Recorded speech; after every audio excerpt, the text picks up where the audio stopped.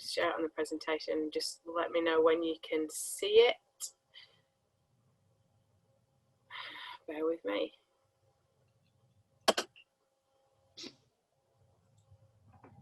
Yeah. Yeah. Okay, I'm just going to put it from the beginning. Right. Brilliant. Can people see that? Yeah, sure. Yeah. Yeah. Okay. Brilliant stuff. Right. So I'm gonna do a. Oh, hang on a sec. I've lost you all. Oh, there you are. I'm going to do a bit, trying to do a little bit of interaction and a few questions as well. So we'll see how we go with things.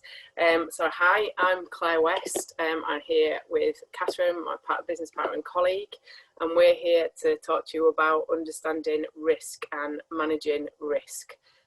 We've both worked in lots of different settings for a number of years, so inpatient settings, crisis teams, worked with people with brain injury, with spinal injury, worked across the adult spectrum. So we've got some experience of working with people who present with risk. And it's I think if you're working with anybody who's had a life-altering event happen to them, or they've brain injury, physical injury, mental health problems, at some point in your career, you're going to come across risk. It's going to be a part of what we do, really. So it's always good to be able to know what we're doing when risk comes up and how we manage that, because it is quite an anxiety-provoking situation. So just to start off, she says, not being able to move a screen on. Right, hang on a second. Right, technical, I can't actually move my screen on. Oh, there we go, lovely. Right, let's have you back up again so I can see you. So just as a quick sort of tally, how many people have worked with someone who's been expressing risks or attempted to harm themselves? Just do it as like a show of hands if you can. Right, so quite a few people. Great, so it's got a lot of experience. And how many people have worked with anyone who's completed suicide? Okay, yeah, okay.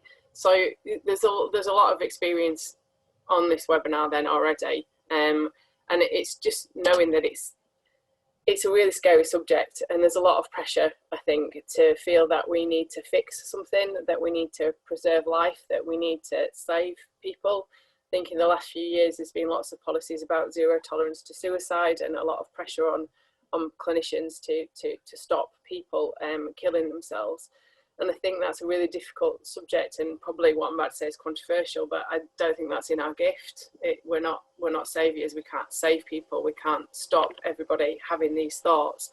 The only thing that we can do, the only thing that we should do, is understand risk, is help to manage it, is offer a really good plan around that, and make sure that people have alternatives, that we're changing the balance of hope, because hopelessness is one of the main drivers for suicide. So looking how we change that balance, offering some scaffolding, offering a safety net. And for me, that's our job. That's us doing as much as we can to mediate and help people that are feeling risky. And that's really what we need to do when it comes to risk. Okay. Okay, hang on a second. Can't move on again. I'm brilliant at technical stuff, as you can see. Hang on, there we go. Right, okay. So I'm finding that I can't move on if I'm looking at you all. So Catherine's gonna have to help me when I ask you questions, because I can't see any of you now. I'll just see my screen. So having a conversation, that's the first part of risk. Just to be able to have the conversation. Has anyone struggled with this?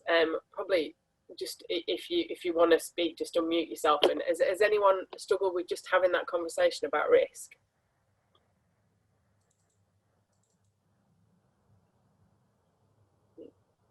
Okay. Hi, I don't mind saying. Yeah. It's Gemma. I'm an occupational therapist. Hi, Gemma. Hi. So yeah, I've only really experienced this once with a mutual client of Catherine's, and I think because of my very limited experience, I felt out of my depth having that conversation and being able to offer or what I feel is, you know, helpful advice, or, you know, I'm okay offering support, but it's the advice and what to do next. So obviously I would then sort of revert back to Catherine, really. And but yeah, in the moment I think I have fell out of my depth. Yeah, and I think that's a really, really common feeling. That's definitely how I felt when I first started in this career. It was having that conversation, just knowing what to do about it. So if someone is expressing that they're really risky to me, then it's knowing what to do and how to deal with that, and not underreacting and not overreacting. So it's a really anxiety provoking situation, I think, to have that conversation. But the conversation's a starting point. And what I've found is that in a lot of cases there's a real ambivalence around suicide, that people are quite split at that time. They might want to stop the pain, they might want to stop what they're feeling at this moment in time, and they can't think another way of doing it, but they might not necessarily want to die. And I think actually if you can start to have that conversation as the start of things, you can shift things a little bit in terms of that ambivalence. And in doing that, it reduces the risk. But it's a really hard thing to do, to just start having that conversation. I just want to share with you, some of you might have seen this video, but I'm just going to share with you this video because I think it's just 5 minutes, and I think it's a really, really good example of ambivalence, of what we can do when people are feeling in distress. So can you let me know? I can't see anybody, so can you just let me know if you can see that? Yeah, can see it. Yeah, brilliant stuff. Right, I'm gonna play it, and again, let me know if you can hear it, because I've had problems with volume before. So we have lost far too many lives traveling the path to this day. Since 1937, over 2,000 people have died at the Golden Gate Bridge. I feel lucky to be alive every single day.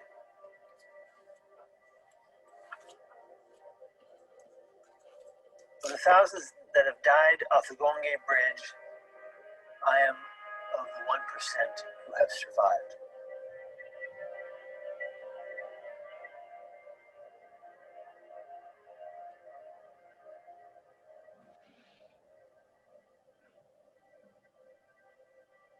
So I was born on drugs and premature, and then I bounced around from home to home.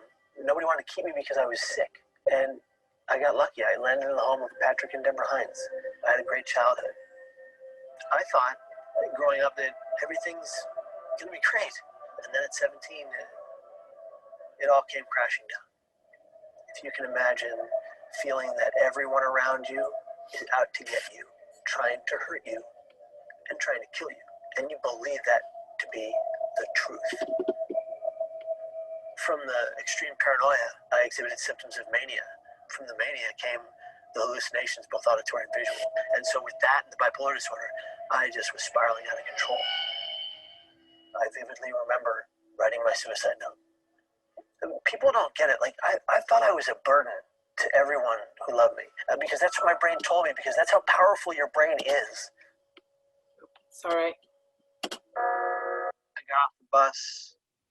I walked slowly down the walkway of the Golden Gate Bridge. You know, people rode by me, drove by me, walked by me, and a woman approached me. And she said, "Will you take my picture?" She said thanks, and she walked away. There's that moment I just said, nobody cares. The reality was that everybody cared. I just couldn't see it. I ran forward, and using my two hands, I catapulted myself into free fall. What I'm about to say is the exact same thing that 19 Golden Gate Bridge jump survivors have also said. The millisecond my hands left the rail, it was an instant regret. And I remember thinking, no one's going to know that I didn't want to die. In 4 seconds, I fell 75 miles an hour, 25 stories, and I hit the water. I was in the most physical pain I had ever experienced. I have ever experienced. The Coast Guard was amazing. He was just so freaked out that I was alive that he just dove in and brought me on board. And I said, "Do you know how many people we pull out of this water that are already dead?" And I said, "No, and I don't want to know." The guy put his hand on my forehead and said, "Kid, you're a miracle." My father took one step into the hospital room, and I looked up at him and I said, "Dad, I'm sorry." He said, no, Kevin, I'm sorry. And if you think about it, both of our immediate reactions were guilt. Guilt that didn't belong to either of us. And even though I didn't die, I caused people a great deal of grief and pain. Just the day of my attempt still sits within them today. I asked my father if he still feared my death by suicide. He said every time the phone goes off, his first inclination is Kevin alive. I had that impact on my dad. So after the jump, the road to recovery was pretty long. I had 7 psych ward stays in the next 11 years. I still have all the symptoms I ever had. Mania, depression, psychosis, hallucinations, all that's still there. I just know how to cope with it and I know how to beat it. I built a support network over these years of treatment so that I wouldn't be fighting this alone. So like, it's okay not to be okay. It's not okay not to ask for someone to back you up. To the families who live with the loss or losses of loved ones, they didn't do that to hurt you or destroy your life. They took their lives because they were struggling and in a great deal of emotional and mental pain. Suicide, mental illness, and addiction are the only diseases that we blame the person for perpetually. But people die from suicide just like they die from any other organ diseased. Today, no matter the pain I'm in, no matter the struggles I experience, I do believe that life is the greatest gift we've ever been given. And if you're suffering mentally, don't wait like I did sitting in denial for so long. Because recovery happens. Living proof.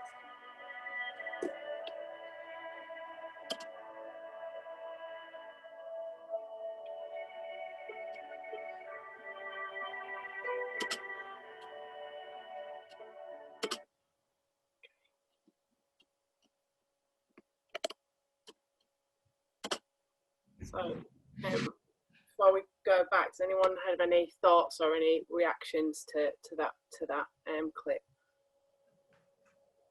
Anything that anyone wants to say? Is that you, baby? Have you had your evening? I don't think that's it. I don't think that's a comment about the clip, is it? I found that really powerful when I watched it, because you just think about there's different stages that actually you think, so if somebody had come up to the bridge and said, are you okay, that I'd give him pause to breathe. The fact that actually he hasn't, the feelings that he's got have not gone away, but he's learned to manage them. And I think that's what our job is, really. Whatever we're dealing with, it's to help people manage difficult feelings, not to try and take them away, or to, a lot of people kind of approach suicide and if I can give you these drugs, if we can deal with your primary problem, your depression, anxiety, then we're gonna get rid of the suicide. And actually that's not the case. But actually, if we can help manage, and I think that's a lot of people's jobs, is to help manage people cope with what's happened to them, and to make that balance from hopelessness to hopefulness, and keep that balance as much as we can, to the hopefulness side of things. Okay, so I'm going to go back to the presentation again. Where we at? Okay, so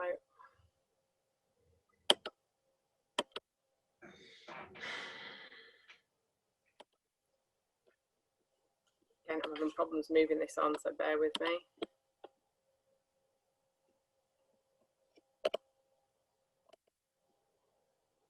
It worked really well when I practiced this. There we go. Okay, so where we're looking at, so we talked about having the conversation, and that's the most important part, and we'll go back to it again a bit later. But research has shown that patients who feel that a person can talk to them and is comfortable about talking about their suicidal thoughts have reported a much higher level of hope for the future. And again, we're changing that hope balance. That's really important.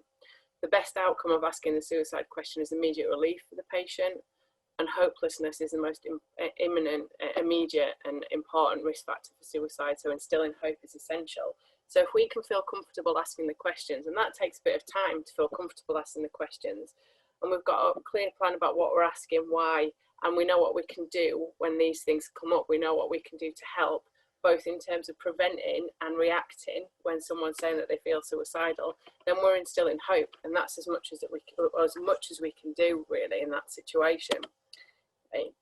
There's two different types of risk for me. There's the reactive risk, as someone who openly expresses that they want to kill themselves.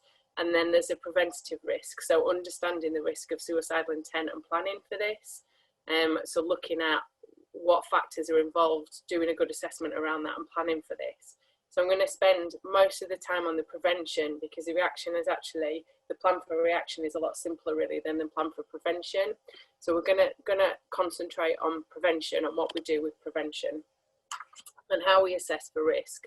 There's different things that add up to a structural professional judgment. There's your actual stuff, there's your red flags, your primary, secondary drivers, there's things like your mood measures. There are actually assessments for suicide, there are measures for suicide. I don't use them, I know people that do, but you've got all of those. You've got your clinical judgment, you've got your gut, and I would never ignore your gut.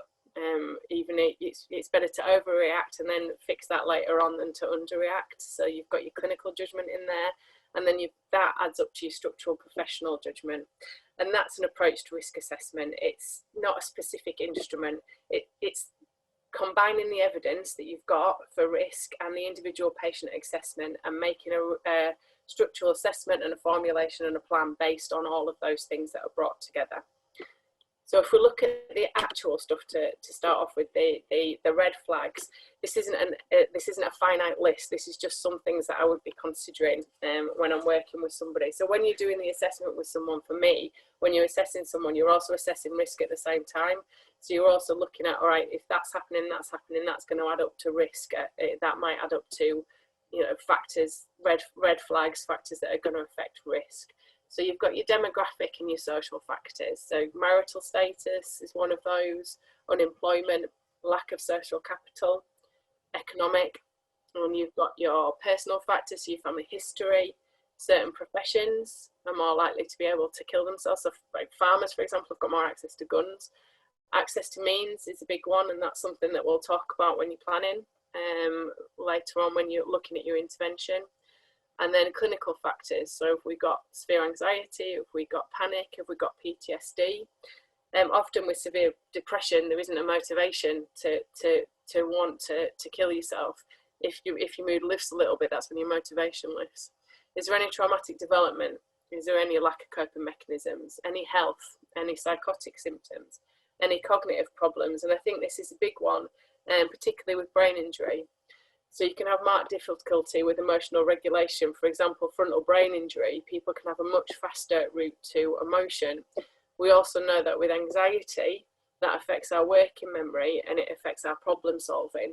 So if you've already got difficulties from brain injury with those areas, and then you've got anxiety and distress on top of that, you're going to really struggle. If you're having these thoughts and feelings, you're going to really struggle to problem solve around those. You're going to need something really concrete, perhaps some family involvement around to help with that as well. So it's understanding those clinical and red flags and what we've got for the people that we work with. And then you've got your primary drivers of suicide. So inability to problem solve, which is what we've talked about in terms of brain injury, that can happen with anxiety as well. Reasons for dying. Are they saying that they're a burden, that people would be better off without them? The lack of reasons for living, not telling you they've got anything to live for. They can't live it the way that they feel at the moment. Intense emotional deregulation, which happens quite often. And then the hopelessness, which really is all of those, adds up to hopelessness, that there literally is no hope for the future. And again, it's looking at the people that we work with. There's already some primary drivers probably involved in there that we need to consider. And then secondary drivers. You've got pain and medical problems, you've got homelessness, interpersonal conflict and financial stress. Again, really important factors, and in factors that will definitely come up with the clients that we work with, particularly injured clients that are suffering from pain, and there might have been a change in work, so therefore a change in financial stress. The difficulties they're having it might be causing interpersonal conflict. So we're looking and we're saying, there's red flags there, the primary and secondary drivers. However, it's a balance. So we might be looking at those factors and thinking, yeah, we've got a lot of red flags, we've got primary and secondary drivers. However, that's our job, is to balance things out. So it might be that they're quite risky. However, if they've got enough protective factors, then we're looking at that balance, moving more towards hope than hopelessness. So the protective factors, again, this isn't a finite list, it's just some examples of what you'd be considering when you'd be thinking about protective factors for someone. So you'd be looking at attitudes, anything that prohibits them from committing suicide, religion, positive social skills, family and friends, hope for the future. Again, hope's in there, hope's all the way through. Medical compliance, that's important because if somebody's medically compliant, then they're investing in themselves in the future, because if they weren't investing, why would they be medically compliant? Also that emotional deregulation, if they're on any medication that just regulates those emotions. Self-worth, sense of control, frustration, coping, resilience. Then you've got the environmental factors, so strong relationships, particularly with family, opportunity to participate in community projects to feel useful and purposeful. So as we're going through this, you're probably thinking these are the things that we do. We're actually, when we're working with someone, not only are we working with helping them in the situation that they are, but we're actually instilling protective factors. So in terms of kind of that occupation, in terms of looking at coping skills, in terms of all of that, these are the things that we'll be looking at, and these are building protective factors. These are building a balance for someone who may feel very risky. So restrictions to lethal means, responsibilities and duties. Pets are a huge one. Pets are a really good protective factor, and it's always a red flag for me if somebody's made arrangements for someone to look after their pets in the future. A sense of belonging. And then services, effective clinical care is really important. Easy access to interventions, support from an ongoing team, positive relationships, and predictability in those relationships. So knowing when you're seeing people and that being consistent. A collaborative assessment and formulation plan with the patient, including the family, and good links with financial and employment services. So these are all protective factors in terms of looking at the balance of risk against the balance of what's going to keep this person as safe as we possibly can do. So what do we do with this information? When we've got it and we've got the assessment, we look at the level of risk with the client and when things may change or when things may trigger. And this can help us develop a plan to mediate risk. So just to take that off the page a little bit and to think about it with a client.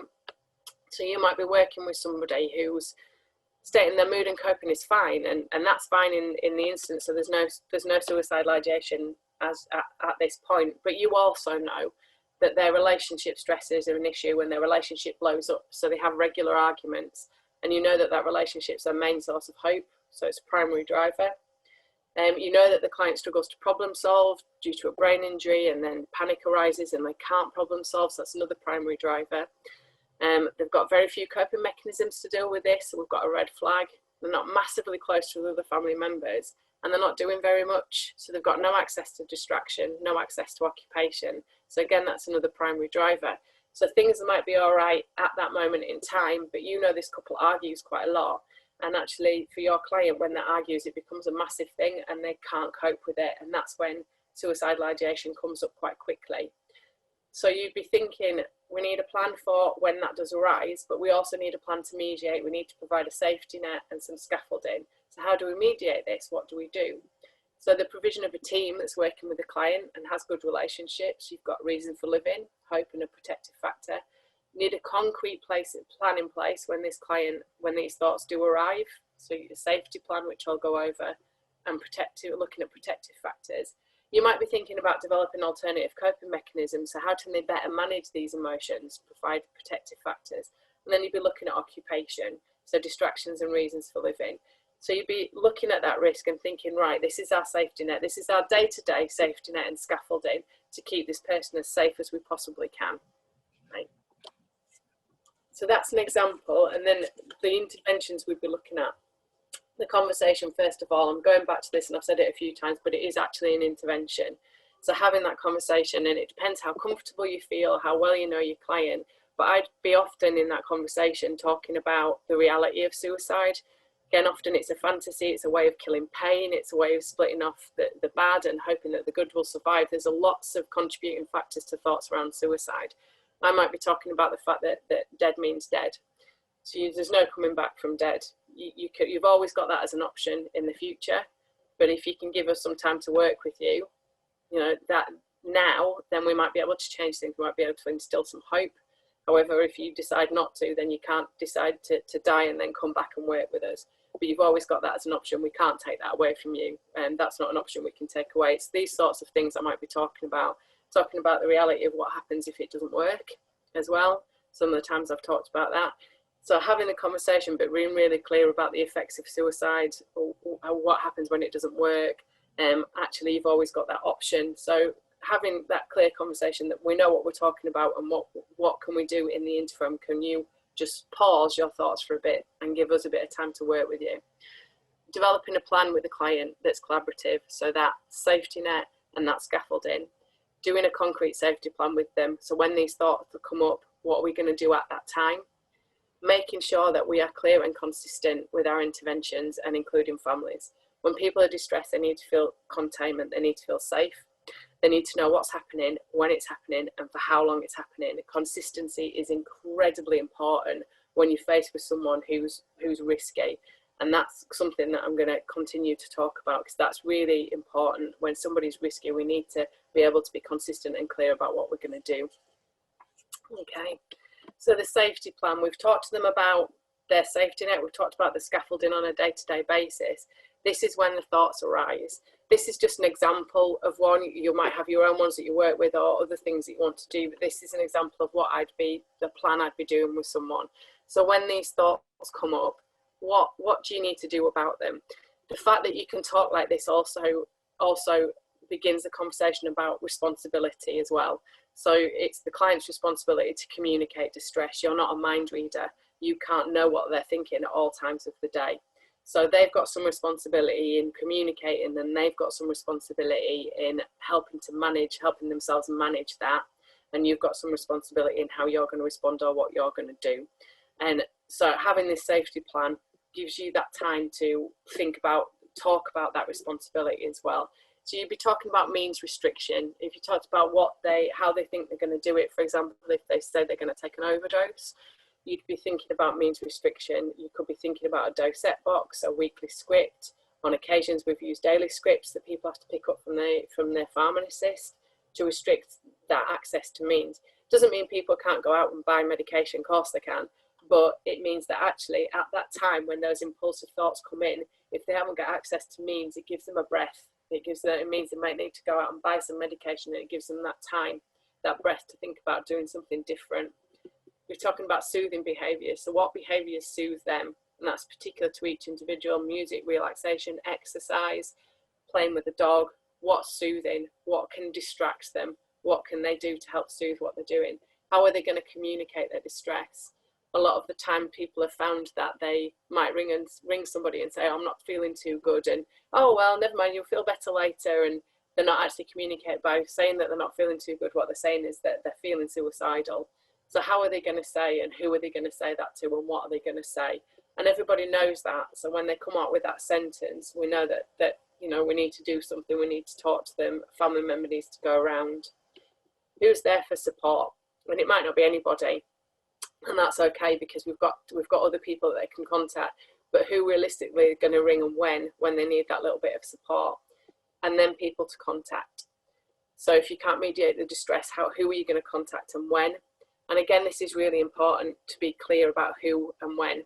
So if you've got, say, a case manager involved, it might be that they've got working hours, but they won't be always able to answer the phone. So who then do you call? What hours are they working? How available are they? Whatever you put in the plan needs to be deliverable. So if you can't do it, don't put it down. If you say, oh, well, contact this person and they're distressed at 11 o'clock at night, you're not be able to pick your phone up at that time. So that actually just communicates not being held in mind rather than the other way around. So whatever you put in plan has to be deliverable. And then you'd be looking at others. So mental health services, the local crisis team, Samaritan's helpline, people that they can talk to at that moment in time. Okay. I'm going to talk a little bit about containment, and containment is a kind of a week's lecture in itself. So I'm going to try and put it in a minute in this presentation because I haven't got that much time. But I think it's really important. I've said about consistency and reliability and making sure that what you offer you can deliver. That's really, really important. The people that we deal with are highly complex. So they might have poor histories, they might have brain injury, physical injury, relationship difficulties. They might be very chaotic, very uncontained, feeling very unsafe. And they might use, when people feel like this, we use primitive coping mechanisms. So we avoid and we act out. So you may find that the clients you're working with are acting out a lot. They may be engaging in risky behaviour, perhaps not with a desire to die, but with a need to act out on these difficult emotions. But that's risky in itself because you risk accidental death at those times. So you'd be thinking about, okay, this is chaotic. This is someone that needs to feel safe. We need to be really, really careful not to meet chaos with chaos, even if it's an attempt to be helpful and kind. If people are ringing every day and we're on the phone to them for an hour and a half every day to try and mediate the distress, to try and talk them down for the edge, talk them down for the brink, that's too anxious. That's an anxious situation, and two anxious people trying very hard to mediate this. It doesn't provide containment. It doesn't provide safety, and it'll just continue. That behaviour will just continue, and people will end up getting very burnt out with that. Or there'll be an escalation in the acting out. The best intervention when you've got someone who's feeling unsafe and chaotic is clear, consistent, reliable and predictable responses. When you do A, I'm going to do B. When you ring up and say that you're contemplating suicide and you're serious about it and you've got a plan, I'm going to ring emergency services. This is what I'm going to do. The client might not like that, they might not agree with that, but that's what the plan is.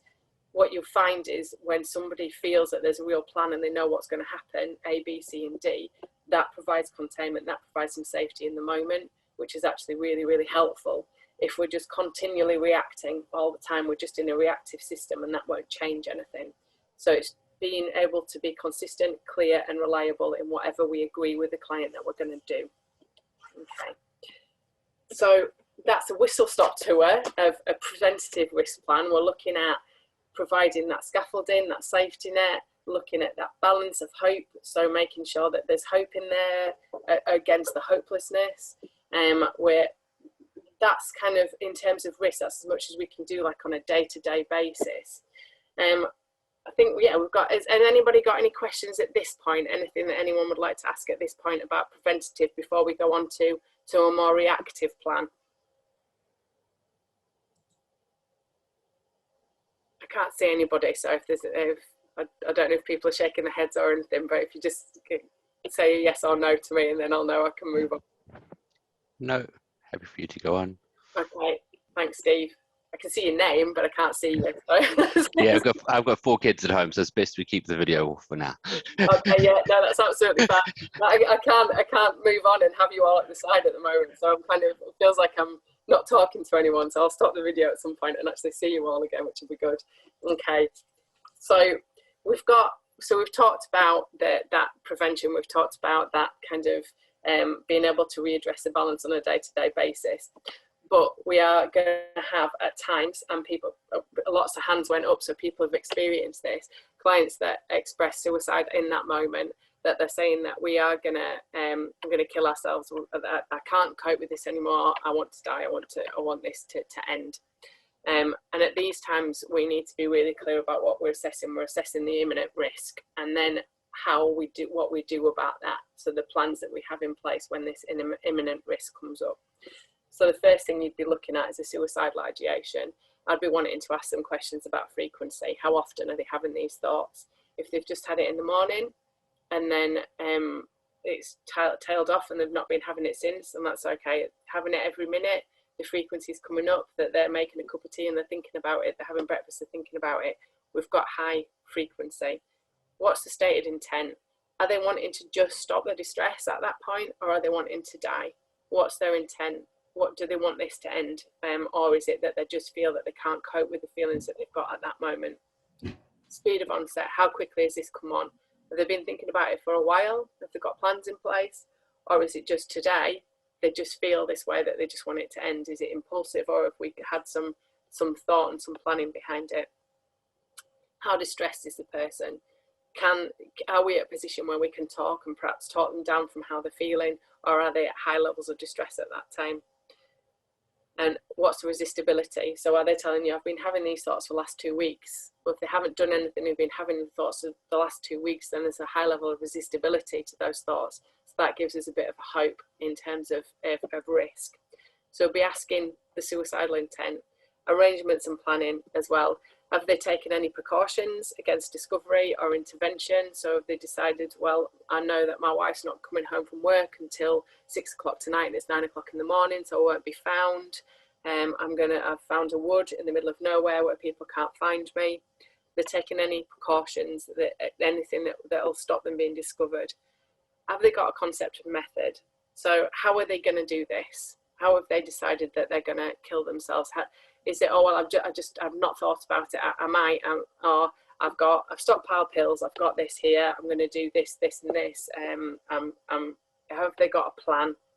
And have they got a time scale? So do they know how, when, where, and what they're going to do? Have they got access to the means? So, for example, they might be saying, "Oh, yeah, I'm going to go and throw myself off a bridge," but they haven't been able to, but you know that they can't drive and haven't got access to a vehicle, so that's going to be quite difficult.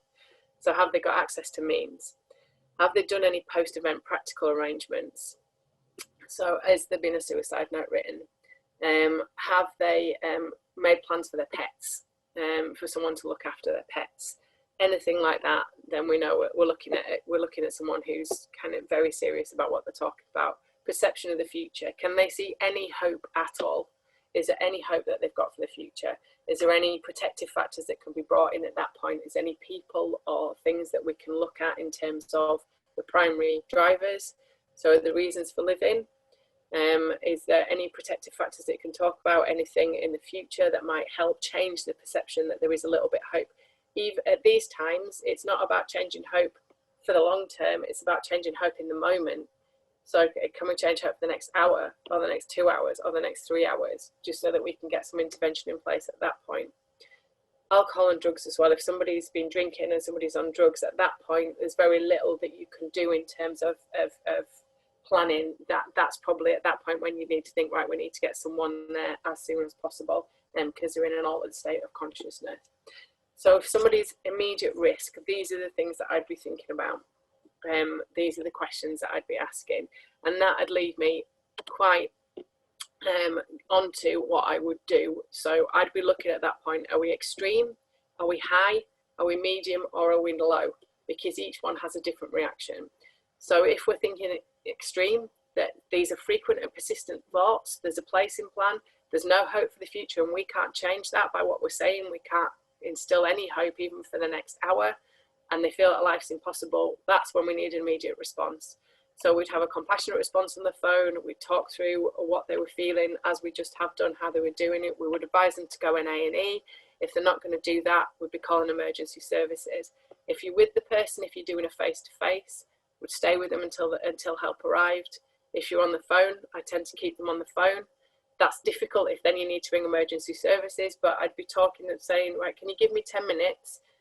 What you're going to do in the next 10 minutes, do this, can you give me 10 minutes and I just need to do this? Or email a colleague to ring emergency services. But at these levels, we need to be ringing emergency services ASAP. We've already planned this with them. We've already told them we're going to do this. So they know this is going to be our reaction. This is what we're going to do. The fact that they've told us and they're having a conversation with us about it instills hope anyway, because they've rung us. So there is a little bit of hope there anyway, and they know what we're going to do. I'd also call the local crisis team as well. If we're talking high, so we've got frequent and persistent thoughts, serious consideration of method. Life is a struggle, but they're not planning anything to do anything that day or in the next few hours. We've got a little bit more hope in there. We can have that compassionate response. Be thinking about contacting the local crisis team. Most crisis teams respond within 4 hours. So you go over who they'll be seeing and what plans they've got, who they can call to come and sit with them, what plans they've got for the future, installing hope. That would be looking at the protective factors, you know them, so you know what they've got in there. The psychological first aid, what can they do to distract themselves, what can they do to soothe themselves, how can they get through the next few hours. So getting an immediate plan in place with them about that.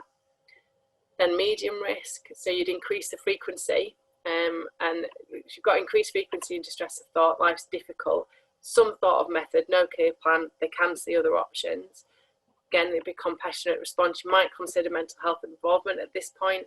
You'd maximise the protective factors and social support. You'd refer them to the safety plan and go through the safety plan, people they can ring, how they can soothe themselves, psychological first aid.